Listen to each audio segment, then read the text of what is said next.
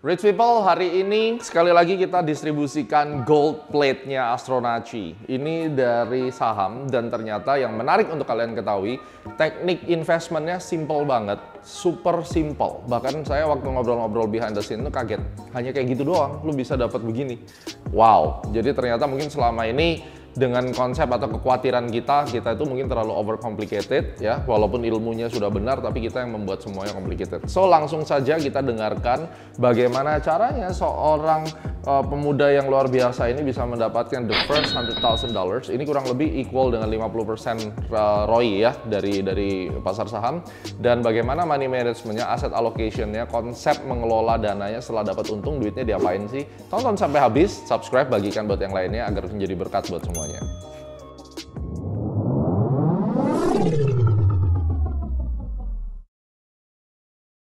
So, Jonathan Jordan, welcome. Halo Pak Gemma. Luar biasa. Congrats ya buat ini. Thank you. Dan kita akan Thank you. sharingkan kepada Rich People bagaimana perjalanan Anda di usia muda, ganteng, tajir, Waduh, sultan. Wih, thank you. langsung ya. Masih Oke. belajar saya. Jadi sedikit profile. Anda seorang entrepreneur di bidang agriculture, betul? Bisa dibilang. Ya, apa aja yang dimainin? Sebenarnya saya lebih ke arah melihat peluang. Jadi kalau dibilang agri ada peluang, saya masuk. Jadi Oke. selama ada peluang, saya masuk. Selama ada peluang, saya Tapi masuk. sektornya jelas bermain di Jelas. agriculture, Ya, bukan di sejauh konsumsi, ini, properti ya. gitu ya. Sejauh ini masih agri, ada juga kesehatan tahun lalu. Oke. Tapi kan ada peluang aja gitu. Oke. Saya memang bermain di sana, tapi tetap base-nya saya bisa sampai ke sana karena dapat uang dari pasar modal. Nah, ini dia. Nah, itu ya seru sebenarnya. Ini konsep yang selama ini saya perkenalkan dan ternyata ini dia menjalankannya, bahwa kita selalu berpikir, orang kan banyak tanya, apakah bisa trading for living? Dimana saya selalu bilang bahwa saya tidak terlalu setuju trading for living. Saya setuju juga. Iya kan? Saya kurang setuju dengan itu. Betul. Malah kadang saya menjauhi Menjauhi trading konsep for seperti itu living. ya. Tapi malah dapat profit gitu. Ya. Nah, ini kan sebuah paradoks berpikir. Orang pingin ngejar gimana caranya tiap hari dapat duit, tapi mereka kebanyakan malah rugi. Sedangkan kita yang berpikir multiple stream of income, saya punya bisnis, cari modal dari pasar modal, Ya. dapat untung, dibuat ngembangkan bisnis malah jadi ya. Setuju. Karena Setuju. itu psikologi atau apa? Itu bukan karena psikologi aja. Jadi saya ngikutin Astronaci itu sebenarnya dari subscribernya mungkin dari 15.000 atau mungkin masih belum 10.000. Lama sekali. Belum. Jadi memang saat itu saya lagi dalam kondisi yang saya belum seperti hari ini lah. Ya. Saya masih anak muda yang bisa dibilang masih sangat kere gitu kan. Saya mau belajar dari semuanya. Saya dengar apa nih menarik nih. Atau Pak Gemma kan bilang kan, kalau kita mau cari ikan di pasar ikan, mau cari apapun di pasar tersebut, mau cari modal di pasar modal. Saat itu saya mikir, dari modal tersebut bisa dipakai untuk usaha yang lain. Saya langsung mikir, wah ini konsepnya benar. Karena dari dulu saya dengar, kalau Anda pintar trading, Anda bisa hidup hanya dari trading. Saya bilang, kok kayak nggak gampang ya, kayak tidak semudah itu. Ya. Dari situ akhirnya mindset saya berubah, saya baru mulai belajar. Ternyata bisa loh dari keuntungan saat kita udah siap, psikologi kita tenang, kita ibaratnya punya metode yang kita yakin dan nggak FOMO, itu paling penting, nggak panas hati. FOMO itu membunuh ya? Banget. Menurut saya panas hati juga. Oke. Panas hati dan FOMO itu udah mirip. Biasa orang panas hati dulu. Kan banyak banget anak-anak muda kan. Lu mau kaya nggak? Oh mau. Ada peluang nih, kerjaan. Mereka panas hati kayak pengen cepet-cepet kaya. Ya. Yang terjadi FOMO dan belum belajar, hilang. Nah jadi dari situ saya pelan-pelan, akhirnya saya lebih prefer uang jangan hilang ketimbang rugi. Mendingan tidak usah untung ketimbang uang hilang. Nah saya kayak gitu. Dari situ akhirnya saat pikirannya udah tenang, malah untung mengejar kita. Saya sih kayak gitu ya. Untung mengejar kita. Ya, untung. Jadi untung yang cari kita, peluang yang samperin kita. Karena kita bukan tipe orang yang, karena kalau kita mupeng ya, muka pengen banget dapat uang. Ya. Kan orang ngelihat, partner lawan kita juga ngelihat, nih mah muka pengen nih, takutnya dapat uang dikit kabur dia. Ya. Nah saya enggak, saya tipe orang yang jaga trust, jaga kepercayaan. Kita long term mainnya, jadi dari usaha jalan, dari sisi investment saya punya knowledge, masuk. Gitu. Jadi slow but sure gitu ya? Yes, saya gitu. So, basically Anda sedang mempelajari dari Ultimate dan Fibonacci selama ini. Ya, Apa yang Anda dapatkan dan bagaimana, karena banyak ribuan orang yang sudah lihat video ini, Ya. tetapi tidak semua mendapatkan clue-nya, tidak semua bisa attach antara ilmu ini dengan psikologi dia gitu ya. Pertanyaannya adalah bagaimana dan apa yang Anda dapatkan dan kemudian bagaimana cara mengimplementasikannya. kalau saya senangnya tuh begini, karena ini kan ilmu semua. Saya berani jamin tidak semua ilmu bisa kita pakai. Oke. Dari sisi saya ya, nggak mungkin setiap guru yang ngajarin kita juga belum tentu cocok semuanya. Betul, Ibaratnya semua guru ajarin kita pakai pedang, panah, kapak, tombak. Nah tinggal dari kita cocoknya pakai mana. Jadi dari sini saya dengerin hampir semuanya. Saya dengerin, oh ternyata Pak Gema ada yang pakai Fibonacci, ada yang pakai EMA 2134, ada yang super resistant, ada yang tarik dan sebagainya. Saya memilih, saya kayak suka yang simple. Dan saya lebih suka Pak Gema suka bilang saham banking. Saya bilang, udahlah kalau memang udah dikasih yang banking kok mau ribet gitu loh. Kayak mau bikin metode sendiri kan banyak orang mau jadi Superman. Saya mikirnya udahlah udah ada yang Superman kita ikutin aja. Toh jadi super dikit ya udah lumayan kan. saya ikutin aja. Pak Gema kan udah invest waktu lama. Ngapain lagi saya mau mengalahkan, udahlah. Hidup tidak harus saling mengalahkan kan. Jadi saya ibaratnya saya belajar aja dan saya ketemu metode yang saya suka. Ya udah, ya saya harus ngomong thank you gitu loh. Metodenya apa tuh, Pak? Sebenarnya saya simple. Saya support dan resistance saya. Sejujurnya Jadi ya. chapter yang setelah melihat arah tren, chapter 3 finding support resistance in very easy way. Ya. Itu konsepnya. Jadi setelah tren dan saya pun support resistance hanya pada saham-saham yang memang saya yakin itu menguntungkan dan aman. Jadi saya nggak suka saham yang saya belum tahu, yang potensi mengecewakan ada, saya juga nggak suka. Takutnya gimana ya, kita beli dan rugi, saya kurang suka begitu sebenarnya. Memang di saham itu kan kita bisa rugi, tapi kalau bisa meminimalisir kenapa tidak? Jadi nggak semua saham Anda ambil ya? Nggak. Lebih fokus ke beberapa saham, placing dengan jumlah besar, yamin. Iya. Jadi itu malahan. Ya, saya kayak gitu. Contoh aja, saya simple, saham favorit kita semua BBRI. Orang sering dengar BBRI mungkin ya, tapi kok pada nggak action? Kalau action pun kadang mereka beli, turun dikit, panik dan jual. Atau baru naik dikit, udah jual. Nah, kita kan asal karena kita biru close. Iya. Asal biru udah buru-buru jual. Nah, kalau saya nggak, saya tunggu sampai dia ke support yang memang sesuai dengan target. Kayak contoh aja BRI di bawah 4.000, nggak usah banyak mikir dulu, beli dulu 60%, 80% dari dana. Dia turun lagi, averaging atau apapun. Kalau saya suka begitu dan tidak pernah mengecewakan. Jadi ya udah, saat saya beli dengan jumlah lot yang besar dan untung. Kayak begitu. Ini saham ya, beda ya. Jangan Anda hubungkan lot yang besar itu dengan futures. Jadi kalau lot besar di saham mungkin bisa 5.000, 6.000 lot kayak gitu. Kalau di futures ya perwakilannya satu lot tuh biasa equal dengan 1.000 lot. Jadi ya mungkin ya 5 lot lah posisinya. So Anda beli di bottom pada dasarnya ya. Kalau misalnya telat beli harga lagi naik itu dikejar nggak biasanya atau gimana? Tergantung target saya. Misalkan contoh BBRI target saya sekarang 5.000 sampai 5.200. Sekarang 4.200 nih. Katakan, waktu dia turun ke 4.000, saya udah bilang saya nggak pakai mikir dia mau turun ke 3.900 atau 3 sempat low 3.820, saya nggak peduli. Yang penting saya beli terus setiap tick saya pasangin. Jadi konsepnya bukan trading tapi investment, collect terus ya. Lebih swing gitulah ya. Jadi ibaratnya saya pegang 3 bulan, 4 bulan ya kayak panen aja. Nanti panen apa yang dipanen, saatnya panen BBRI. Karena memang backgroundnya Anda pemain udang, terus pemain tanaman. Iya, ada jadi beberapa kayak usaha yang harvesting moment gitu ya. Saya suka yang kayak gitu. Saya suka yang ibaratnya kita udah panen bibit, kita diemin, jangan stres, cari usaha yang lain, networking sama yang lain. Lalu ada peluang kita masuk. Sama juga, jadi saya mengaplikasikan konsep dari usaha yang real ke pasar modal atau juga bisa dari pasar modal ke ya saling silang. Wah, ini mindsetnya udah jadi banget. Karena ribuan orang yang saya ajari, saya baru kali ini ketemu orang yang benar-benar mengaplikasikan konsep berpikir ini. Waduh, terima kasih. Itu luar biasa dan please konsisten karena ini penting. Nah, pertanyaan adalah kalau misalnya kita sudah tahu konsep itu, terus bagaimana mengatur risk management? Karena tradingan Bapak ini beda. Kalau di BRI saya lihat ini lebih collect terus, akumulasi terus. Kayak ala-ala fund manager yang gede-gede itu, mereka collect, simpen, nggak mengenal kata cut loss. Apakah Anda tidak menggunakan cut loss atau mungkin cut loss untuk saham yang lain? Tentu cut loss untuk saham yang lain. Kalau BBRI sejauh ini saya nggak pernah cut loss. Saya pernah loss BBRI, tapi karena kejual, saya mau beli ke pencet jual. Itu adalah loss pertama dalam hidup saya dalam saham BBRI. Jadi saya nggak pernah cut loss saham BBRI. Trading error ya jadinya. Iya, trading error. Tapi saya nggak pernah cut loss. Tapi kalau saham lain tentu harus disiplin. Kadang kita nggak ada yang tahu kan. Contoh saya pernah beli di Garuda. Saya untung mungkin sekitar 120 juta. Tapi itu saya ketat batasin cut loss-nya. Pernah juga saham yang mungkin second liner saham zinc. Saya bisa untung kartu ratusan juta dari sana. Tapi saya ketat batasin trading stop-nya. Trailing stop profitnya kapan, saya tuh ketat di sana. Tapi khusus saham BBRI, saya berani masuknya besar sekali, mungkin bisa berkali-kali lipat dari yang biasa. Tapi saya nggak pakai stop loss. Jadi portofolionya dibagi berarti ya. Bagi. Ada yang memang buat placing. Kalau placing ini bukan artinya trading tanpa stop loss, tapi memang mau menjadi pemilik dari BRI-nya. Kan beda ya kan. Kalau netizen nanti dengar dikira Anda tuh trader tanpa stop loss. Oh iya, jangan. Harus ada stop loss. Tapi memang saya tuh kan untuk jangka panjang. Tapi Pak Gema kadang gini juga saya. Kadang ada bandelnya juga. Contoh BBRI saya nih. Misal saya target saya mau untung 1,5 miliar misalkan. Udah floating loss 500 juta.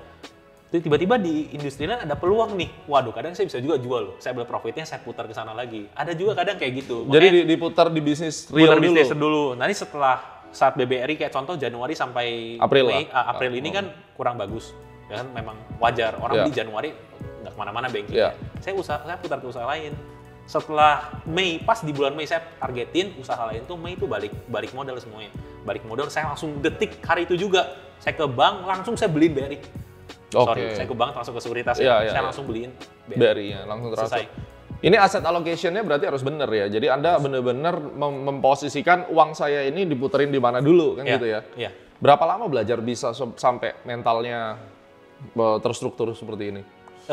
Belajar karena loss sebenarnya. Karena rugi, kita cari celah kan banyak orang ya, rugi dia tinggalkan pasar modal, trauma, bahasa mereka trauma. Kalau saya sih, saya liatin orang bisa untung gitu gede kan ada caranya. Kenapa kita harus berhenti? Jadi saya belajar dari loss yang ada, terus belajar. Ya akhirnya saya ketemu, oh mungkin pola saya begini. Saya bukan tipe orang yang trading yang tiap menitan, detikan, saya mungkin bukan yang kayak gitu. Dan ini model konsep seperti ini tuh bisa dipakai ya buat para rich people yang mungkin sudah punya established usaha, terus kemudian mereka buat investment, kira-kira ini bakal jalan nih, model kayak begini ya? Justru menurut saya jalan banget, karena kan Anda beli saham BRI yang sejauh ini tidak mengecewakan. Sejauh ini tidak mengecewakan, kenapa harus pusing? Tapi kadang bisa gini, saya yakin Pak Gema lebih baik tahu. Ada orang-orang baru, udah dikasih tahu nih, ayo lu beli BBRI aja, di harga sekian. Tapi karena dia baru, disuruh beli pun nggak berani beli. Nggak berani, Pas dia mau pencet, tiba-tiba ada jempolnya berat. Ada yang kayak gitu. Nah, oleh karena itu butuh kenapa action, berani coba. Itu saya seneng kayak gitu. Orang ngomong apa, kita open minded. Saya bilang, dengerin dulu aja. Coba kayak gitu. Dan hati bersih ya, jangan suka jelekin orang. Justru banyak orang suka jelekin orang. Saya tuh pengalaman ya, kan banyak yang, mohon maaf ya, banyak yang katain Pak Gema itu kan apa dukun lah, apa whatever lah itu semua. Saya suka bingung, menurut saya aneh, karena orang nyampein hal yang positif, meskipun dia jelek, ya dengerin aja dulu. Siapa tahu ada yang positif. Coba kalau dulu saya waktu subscriber Astronaci masih berapa belas ribu atau di bawah 10.000 itu saya bilang, wah ini dukun ini. Saya nggak belajar, mindset saya nggak kebentuk. Tapi itu kan proses mungkin 4-5 tahun mungkin ya. Lebih. 4-5 tahun itu saya kan belajar. Jadi dari situ mindset saya tiap hari kebentuk dan jadilah hari ini. Jadi makanya jangan suka pengen nyinyir ya. Jangan julid, jangan nyinyir. Itu kebiasaan bangsa kita, udah miskin julid lagi. Itu nggak mungkin kaya. Nggak mungkin kaya ya. Mendingan kita dengerin orang, dapat manfaat, udah. Kalau nggak cocok ya udah skip. Saya sih kayak gitu orangnya. Jadi miskin itu ada dua, miskin akhlak, miskin moral ya. Miskin moral. Yang satu miskin pengetahuan, yang satu lagi miskin harta. Nah, sebagai seorang investor atau trader yang Anda sekarang baru mulai masuk dalam gerbang yang kita bisa bilang mulai sukses. Bagaimana pesan-pesan Anda untuk para rich people agar mereka ini nggak miskin dua-duanya? At least kalau mereka miskin harta, kita semua nggak ada yang lahir sebagai anak konglomerat. Anda dan saya semua merambah dari nol, ya kita berjuang. Artinya kita miskin harta, tetapi kita bisa dengar statementnya bahwa Pak Jonathan ini memiliki satu mindset yang sangat kuat dan dia kaya raya dari sisi ethics, kemudian dari sisi mindset. Semuanya itu kan akhirnya membuat Anda yang dulunya miskin harta sekarang menjadi punya duit. Karena dasarnya di situ. Nah, sebagai seorang investor, apa yang mereka harus lakukan? Misalnya yang nonton kita sekarang ini pastinya ada yang Colonials yang kena pukul di Januari, ya kan? Ada orang yang mungkin mereka hilang arah. Nah, apa pesan-pesan Bapak buat mereka? Kalau saya mau bilang ya, semua kita kan pasti pernah sampai titik terendah lah. Saya juga pernah rugi besar. Tapi yang bikin, saya selalu bilang begini, kalau orang tanya ya, apakah Anda mau mati? Kadang kita sering dalam hidup tuh kayak, aduh capek hidup gitu loh. Tapi kalau coba bunuh diri, tidak pernah. Karena orang yang sekali coba mau bunuh diri, dia akan coba bunuh diri 1, 2, 3, dan keempat. Dan banyak yang meninggal di percobaan kedua, 3, dan 4. Sama juga dengan Anda nyerah. Kalau Anda udah bilangnya nyerah, Anda akan nyerah pertama, nyerah kedua, ketiga, dan 4. Nanti lama-lama di hidup ada masalah sama teman nyerah, ada usaha dikit nyerah, dikit-dikit nyerah. Oleh karena itu saya selalu bilang, kalau memang ini industri adalah yang positif, jangan nyerah. Sekali ada keluar kata nyerah, pasti nyerah terus. Apapun bidangnya. Apapun. Nyerah itu tuh bagaikan kanker dan menyebar. Jadi saya nggak suka, kalau anak muda nggak suka, dia nyerah. Kalau memang dia memang tidak mau, dia bilang itu bukan bidang dia, ya sudah gitu loh. Ya sudah. Tapi menurut saya investasi itu adalah seperti skill yang nggak boleh lepas dari kita menurut saya. Jadi sebenarnya orang tidak boleh bilang nyerah di investasi. Bidang investasi itu wajib banget. Makanya saya belajar dari Pak Gema tuh banyak. Sampai saya juga bisa bilang, ini konsep dari lanjutan dari Pak Gema ngomong ya. Misalkan kalau kita trading for living kan saya memang kurang suka. Lebih bagus kita bisa ada multiple stream of income kan. Saya pun bilang, sekarang kalau saya ketemu orang, saya bilang, kalau satu hari nanti kita tua, kita punya bisnis dan kita punya investasi. Jika bisnis kita tidak bisa menghidupi kita, Ya. berarti ada yang salah dengan investasi kita. Oh, Begitu juga ya, sebaliknya. menarik. Makanya jadilah expert di kedua bidang itu. Jadilah seorang bisnismen yang baik, jadi seorang investor yang cerdas. Jadi kalau satu hari bisnis kita hilang, investasi bisa menghidupi kita. Satu hari jika investasi kita tidak ada, Bisnisnya ada. Waduh, ini bagus banget. Jadi Keren. wah, thank you Pak. Konsepnya. Justru saya belajarnya dari situ, pola pikirnya benar dong. Iya, Kan benar. Artinya belum tentu investasi kita itu bisa berhasil, tapi dia. at least kita ada other source of ya, income. seenggaknya kita bisa Ya. menjalani hidup dengan normal dan tidak all in. India sudah diversifikasi dengan jelas. Nah, saya belajar dari pola pikir Pak Gemma, seorang stockpreneur ya. Ya. Nah, yang itu saya Tradepreneur, ya? Tradepreneur. Saya belajar dari sana dan itu mengubah hidup. Oleh karena itu pentingnya, makanya saya selalu bilang kalau kita ketemu orang yang lebih sukses dari kita dan dia ngomong sesuatu, tolong coba pikirkan ucapan dia. Saya renungin gitu loh. Ya. Pak Gemma ngomong tradepreneur, kenapa ngomong tradepreneur? Ada apa tradepreneur gitu loh? Saya kembangkan, oh bener juga ya. Akhirnya saya bilang, wah ini bisnis investasi tidak boleh terpisahkan, harus fokus dua-duanya. Ya, betul. Nah, salah satu contoh misalnya, saya punya ilmu itu lahir dari kepala saya invest dan saya bisnis. Ini salah satu bentuk model bisnis. Artinya, kita nggak pingin, saya suatu ketika nggak bisa melihat lagi. Mata saya blind. Ya. Nggak bisa trading loh, mata blind. Iya, pasti. Selesai kan? Dari mana saya mau hidup? Mengajar. Bisa trading for living? Ngajar pun susah. Nggak bisa, Mau suruh live trading gimana ngelihatnya? Nggak Iya sih, kelihatan. Benar. Ini yang hidupin saya kan. Setuju. Nah, itu yang salah satu contoh ya aplikatif yang beliau tadi bilang tuh antara investasi dengan punya sebuah usaha. Kalau investasi nggak jalan, usahanya jalan. Kalau usaha tidak jalan, investasinya jalan. Jangan kayak COVID kemarin. Ya. Banyak yang kolaps kan? Langsung kolaps karena cuma mengandalkan satu dan betapa dia merasa bahwa bisnis saya ini tidak bisa hilang, tidak bisa kena apa-apa. Penyakit yang dari antah berantah datang, wipe out. Pagi dua-duanya jalan kan? Dua-dua jalan aman. Nah, itu dia. Luar biasa. Saya tuh lebih suka sebenarnya begini ya Pak Gemma ya. Ada orang suka bilang, aduh ngapain sih belajar-belajar. Saya suka bingung ya. Kamu keluar uang belum tentu untung. Orang suka nggak ngerti ya. Dia sekolah bertahun-tahun aja. Ada yang S1, S2. Nggak pernah nuntut untuk sukses loh. Dia bayar uang sekolah mahal. Les, apalagi sertifikasi lah, apapun itu namanya. Belum tentu juga ada jaminan berhasil. Makanya kenapa saya suka belajar, udahlah investasi sedikit, kenapa sih belajar? Karena skill ya? Skill itu nggak bisa kebayang. Menyayangi Siapa diri tahu, sendiri. saya suka mikir, siapa tahu dengan ini, saya sukses nih. Ya. Cobalah beli, udah nggak apa-apa deh. Kalau siapa tahu karena ini, saya sukses. Itu pikiran bagus banget. Nah, jadi lebih bagus saya keluar uang untuk belajar ketimbang saya beli Starbucks. Sorry ya, maksudnya saat itu beli Starbucks itu. Saya lebih suka, saya penting belajar. Siapa tahu karena ini saya bisa beli Starbucks setiap hari. Nah, saya gitu. Jadi Itu saya pikiran belajar. entrepreneur berarti. Ya, saya belajar. Oke, sebagai penutup, ini total untuk dapatkan gold ini kemarin total profit berapa nih? Dan berapa persen ROI-nya? Wah, sebenarnya 50% ya. 50%. Berarti totalnya berapa? Total profit Total dari... profitnya sebenarnya hampir 2 miliar. Saya nggak lupa angka exactnya karena terbagi di beberapa sekuritas. Tapi yang saya laporkan adalah yang 1 miliar kan. Jadi ya kita anggapnya untungnya 1 miliar. Tapi kalau in the whole kan berarti kan memang sudah pass daripada 100.000 ini. Lebih kan. Tapi belum sampai 10 miliar. Nah, ini tantangannya karena dapat diamond kan. saya pingin Anda duduk lagi nanti dapatnya diamond. Siap. Ya kan? Karena kita mesti berkembang. Harus. Di satu market berhasil, kita coba market yang lain. Karena itulah aset manajemen besar kan market class-nya banyak. Itu yang enak ya, kurang lebih. Oke.